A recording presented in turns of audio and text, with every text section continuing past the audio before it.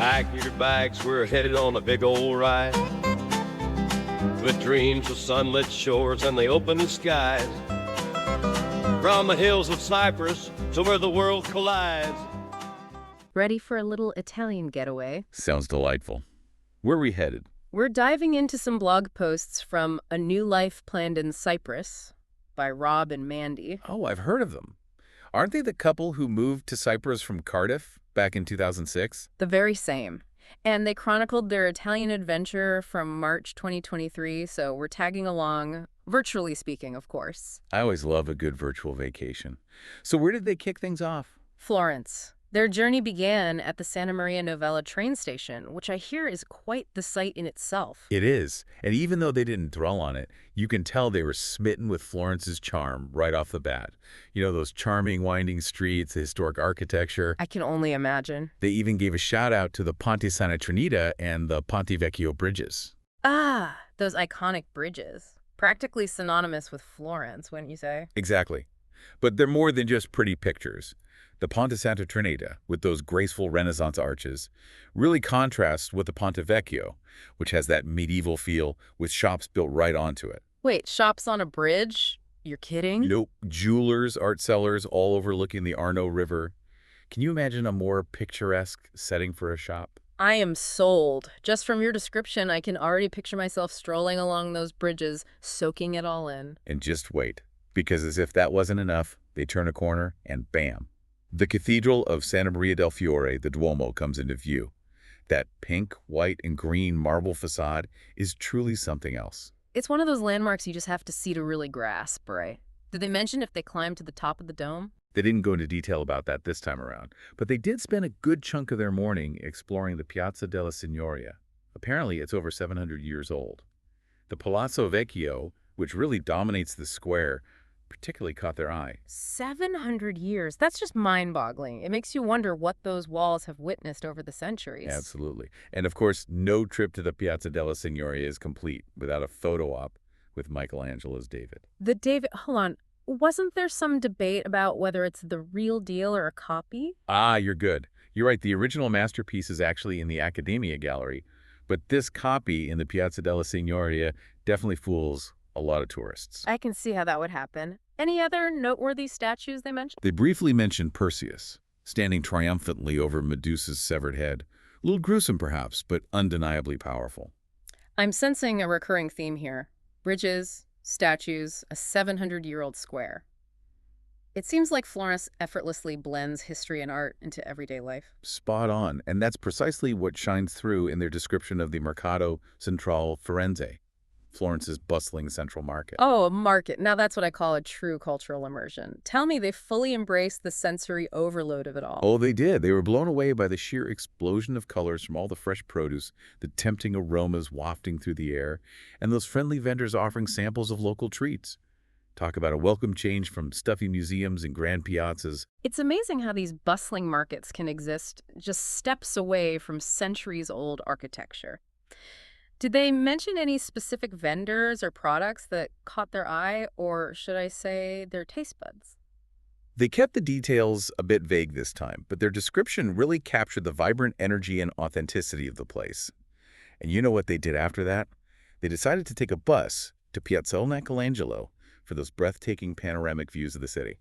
Okay, that sounds like a view we're hopping on a bus for. Quite a change of pace from the bustling market. Did they mention anything about the bus ride itself? They did. They mentioned a scenic route that meandered through these elegant upscale villas. Proof that it's not just about the destination, but the journey as well.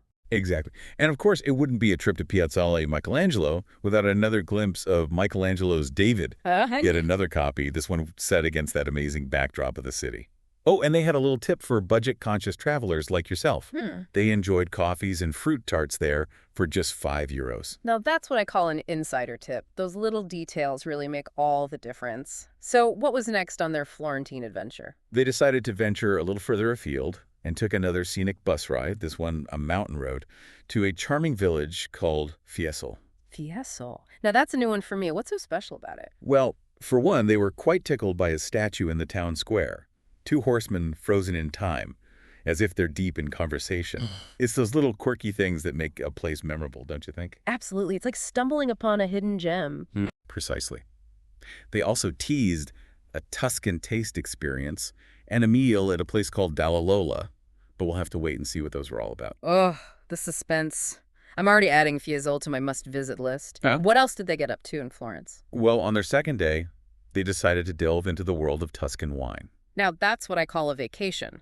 Do tell me more about this wine adventure. Picture this.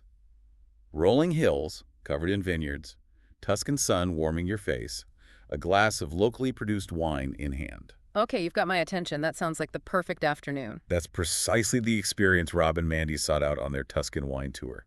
I'm all ears. Did they have any specific wineries in mind? Their first stop was the Sant'Appiano winery, nestled right in those picturesque Tuscan hills.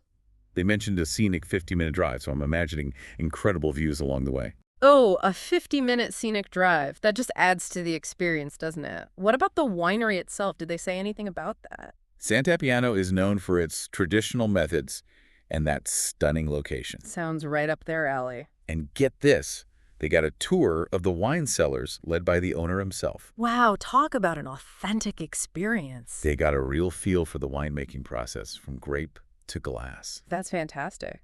Did they mention what kind of wines they got to try? They sampled 2 different types of Chianti, Classic. a white wine, and even a sparkling wine. Ooh, sparkling wine. Now we're talking. And of course, no Tuscan wine tasting would be complete without some local goodies to go with it. They had bread, ham, and cheese. The perfect pairings. Did they mention a favorite from the tasting? They were a bit quiet on specific preferences, but it's obvious they loved being surrounded by that Tuscan countryside, enjoying those local flavors. I can practically taste it myself. Was that their only winery stop? Oh no, the wine adventure wasn't over yet. They hopped back on the bus and headed to their next destination, Tenuta Torsiano, in the medieval town of San Gimignano. San Gimignano. Now that's a name I recognize. It's famous for those medieval towers, right? You got it. Imagine a town straight out of a fairy tale, with those towers dotting the skyline. Quite different from the rolling hills of the countryside. Sounds like they got to experience a completely different side of Tuscany. What was the winery like? Tenuta Torsiano was a more elegant tasting experience. Their host, Isabella, showed them to a beautifully decorated tasting area where they sampled a selection of wines paired with, you guessed it, even more cheese and ham. A recurring theme, it seems. So any details on the wines at Tenuta Torsiano? They were a bit vague on the specifics, but I bet those glasses of wine, against the backdrop of San Gimignano's towers, were pretty unforgettable. I can only imagine. Now, I know they eventually made it to Rome. Was it hard for them to tear themselves away from the Tuscan countryside? Well, it seems the pull of the Eternal City was too much to resist. As it is for so many. With their taste buds tempted and a new appreciation for Tuscan wine, they hopped on the Frecciarossa Express train. The high-speed train. That's the one. It zips through the Italian countryside at 250 kilometers per hour. That's incredibly fast. I'd be worried I'd miss all the scenery. Funny you should say that. They actually raved about the views. They were especially captivated by the ancient villages, snow-capped mountains off in the distance, and those quintessential Italian landscapes just flying by. And get this, they even enjoyed complimentary refreshments during the 90-minute journey. Talk about traveling in style. So they arrive in Rome, refreshed and ready to explore. What was their first order of business? Their Roman adventure began with an early morning stroll. They even managed to catch the sunrise over the city, casting a golden glow on those iconic landmarks. There's something magical about those early morning hours in a city, isn't there? Did they have a particular destination in mind, or were they just wandering and soaking it all in? They did mention the Vittorio Emanuele Monument, you know, that huge white marble one that pretty much dominates the Roman skyline. Oh, I know exactly the one you mean. It's certainly hard to miss. It represents Italian unification, right? It does. They didn't get into specifics about its design, but I'm guessing its sheer size and grandeur made an impression. But here's the thing. They also mentioned another creation by Michelangelo that really captivated them, the Campidoglio. The Campidoglio. Isn't that up on Capitoline Hill? The one and only. They were blown away by the panoramic views from up there, taking in the sprawling city and the ruins of the Roman Forum below. They even stumbled upon the Temple of Hercules Victor tucked away amongst the gardens. Wow. It's incredible how these ancient ruins are just woven into the fabric of the modern city. It's like stepping back in time. And speaking of stepping back in time, their walk took them past the Circus Maximus. The Circus Maximus, wasn't that where they held those epic chariot races in ancient Rome? The very same. They were picturing the roar of the crowd, the spectacle of the races. It really fires up the imagination, doesn't it? It does. It's hard to believe that a place that's now a bustling street was once the heart of Roman entertainment. Speaking of entertainment, didn't you say Rob and Mandy had another reason for being in Rome? You're right. Their Roman holiday wasn't just about sightseeing and ancient history. They were also there for a very special occasion. A Six Nations rugby match, Wales versus Italy. How fun. A little sport mixed in with their cultural explorations. Tell me they fully embraced the pre-match festivities. They were all in. They headed straight for the fan zone, which was buzzing with excitement. Get this, they even bumped into former Welsh rugby legend Ryan Jones. Wow, talk about a brush with greatness. Did they snag a selfie? They didn't mention a selfie, but I'm sure that encounter just added to the electric atmosphere of the day. I bet. And what about the match itself? Give me the highlights. Well, Wales took an early lead, A strong start. but Italy put up a good fight in the second half. A nail-biter to the end. In the end, Wales emerged victorious with a final score of 29-17. A respectable win. Did they say anything about the atmosphere inside the stadium? They said the energy was palpable, especially during the anthems when the crowd belted out their national pride. Goosebumps. So where did they go to celebrate the victory? Did they find a local pub to toast their team? They actually ended up back at a familiar spot from their Florence days, Bar Viminale di Pepe Murillo. Remember, they mentioned it during their time in Florence. Wait a minute, the same bar, but they were miles away in Rome. I know, it's a bit of a head-scratcher, isn't it? Maybe it's a chain, or perhaps they were just using the name as a placeholder for another Roman bar. We might need to do some more digging on that one. Well, consider that a mystery for another time. But I think we can all agree a rugby victory deserves a celebratory drink, no matter the bar's name. Their first full day in Rome was quite a mix of ancient history and modern-day sports excitement. What else did they get up to in the Eternal City? They devoted an entire day to exploring the ancient heart of Rome on foot. Ambitious. Did they have a specific route in mind, or were they just going with the flow? It seems their Roman exploration was quite structured, each stop offering a glimpse into the city's rich and layered past. Their first stop was the Piazza and Palazzo del Quirinale, perched atop Quirinal Hill, the highest of Rome's 7 hills. Quirinal Hill. Steeped in history and known for those incredible views, right? Precisely. And from there, they strolled along the Via dei Fori Imperiali, basically a road that cuts through the heart of ancient Rome. Wow, imagine walking in the footsteps of emperors. They were surrounded by ruins of temples, basilicas, triumphal arches, a testament to the grandeur of the Roman Empire. It's mind-boggling to think about all the history that unfolded in that very spot. Did they have any up-close encounters with the Colosseum on this walk? They mentioned it looming in the background, this ever-present reminder of ancient Rome's power and spectacle. But you know, it really caught their eye. What's that? The street performers who had set up shop along the Via dei Fori Imperiali. I love how those spontaneous encounters add a touch of modern-day life to these historical settings. It's that juxtaposition of old and new that makes exploring these places so fascinating. Absolutely. So where did their walk take them after their stroll through ancient Rome? Their next stop was the Altar of the Fatherland, another imposing monument known for its sweeping views of the city. Another must-see on any Roman itinerary. Did they mention if it was a challenge to get to the top? They did say it was a bit of a climb, but the eternal flame in those panoramic city views made it well worth the effort.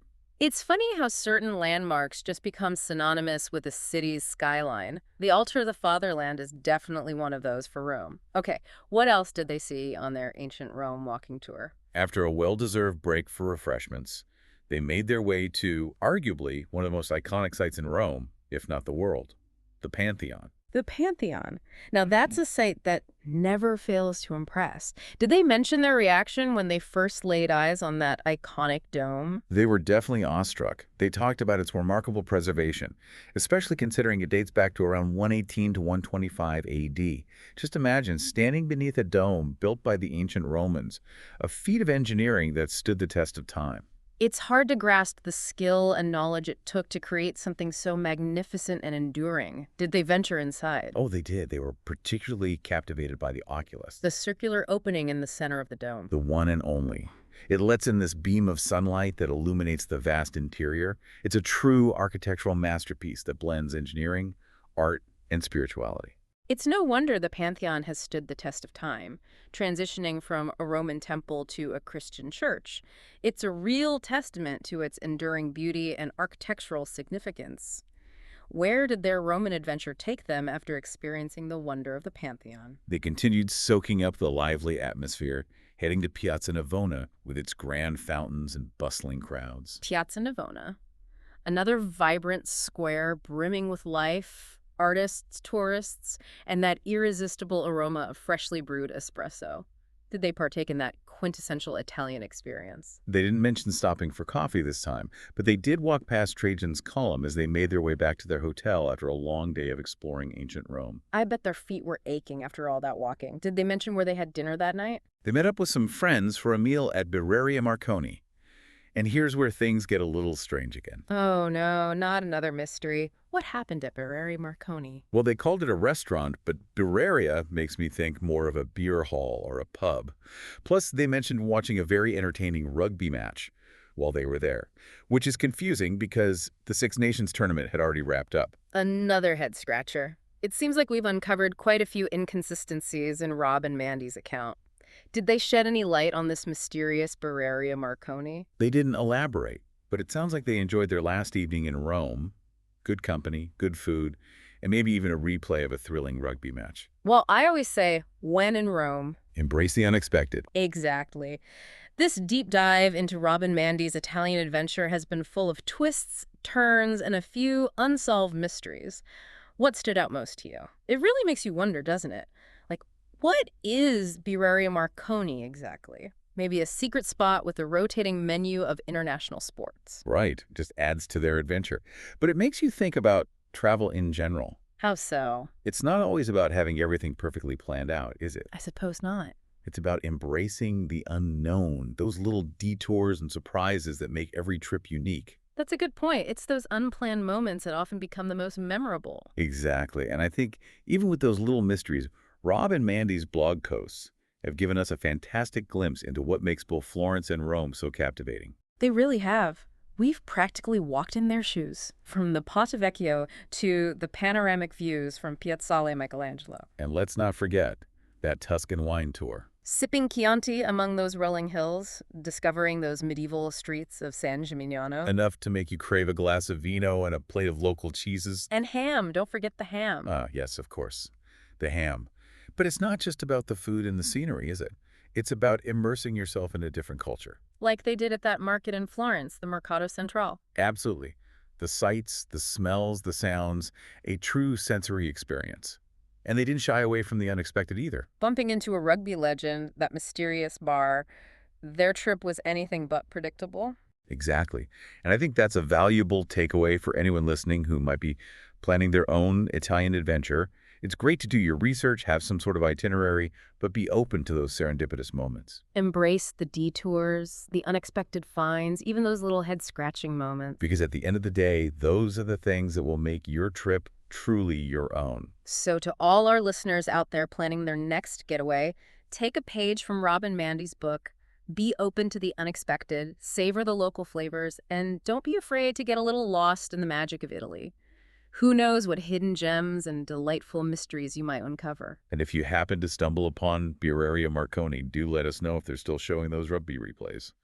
Until next time, happy travels. Where we never hide. Out on the highway, chasing the